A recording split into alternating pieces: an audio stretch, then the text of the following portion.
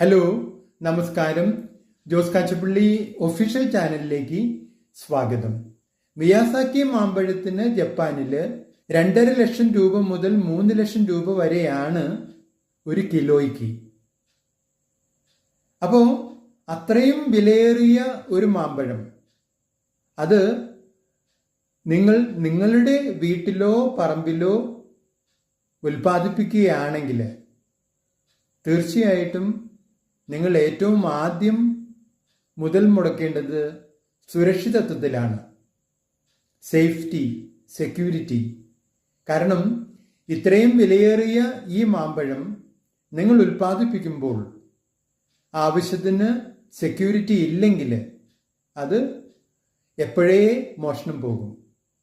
പിന്നെ നിങ്ങൾ എന്തുമാത്രം പണമോ അല്ലെങ്കിൽ മറ്റുള്ള എന്തെല്ലാം കാര്യങ്ങളോ ഇതിൽ ഇൻവെസ്റ്റ് ചെയ്തുകൊണ്ട് ഒരു കാര്യവുമില്ല.